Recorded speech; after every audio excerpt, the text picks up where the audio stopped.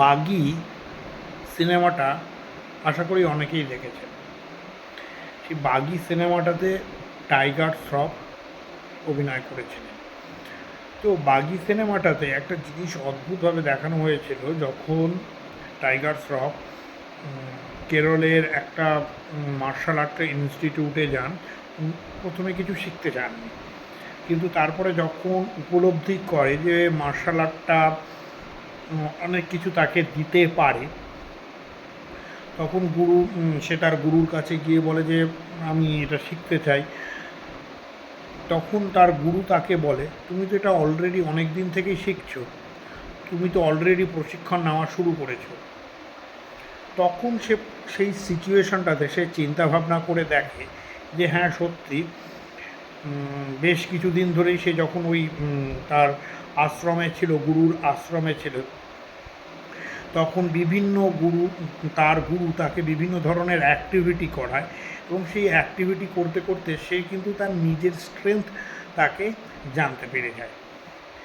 তো এই ঘটনাটা বলার কারণটা হচ্ছে, আমরা যখন ম্যানেজমেন্ট পড়ি বা পড়াই, তো ম্যানেজমেন্ট পড়তে গিয়ে আমরা দেখি একটা অর্গানাইজেশনের শর্ট অ্যানালিসিস করা দরকার, এবং সেই শর্ট অ্যানালিসিস করতে কেন দরকার? শর্ট অ্যানালিসিস শুধুমাত্র ম্যানেজমেন্টের নয়, প্রত্যেকটা ইন্ডিভিজুয়াল মানুষেরও করা উচিত।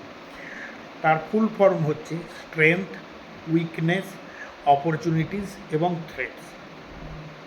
এবার স্ট্রেংথ মানে কি? সেটা আমার নিজস্ব কী স্ট্রেংথ আছে, আমি কোন কোন জায়গাতে পারদর্শী।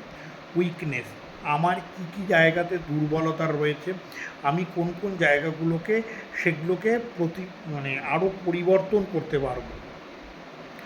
অপরচুনিটিস, কী সুযোগ রয়েছে বাইরের থেকে, কোন কোন জায়গাতে আমার সুযোগ রয়েছে। এবং থ্রেটস, যে কোন কোন বাধা আসতে পারে এই কাজগুলো করার জন্য।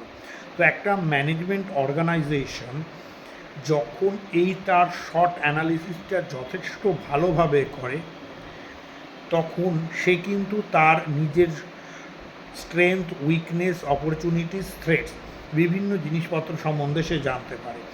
এবং একটা ইন্ডিভিজুয়াল মানুষও যদি তার শর্ট অ্যানালিসিসকে খুব ভালোভাবে করে, সেও কিন্তু অনেক ভালোভাবে সেটাকে জানতে পারে। আশা করি সবাই বুঝতে পেরেছেন। SWOT analysis, S for strength, W for weakness, O for opportunities, T for threats. এটা প্রত্যেকটা ইন্ডিভিজুয়াল মানুষেরও করা দরকার, এবং প্রত্যেকটা অর্গানাইজেশনও সেই জিনিসটাকে করে থাকে।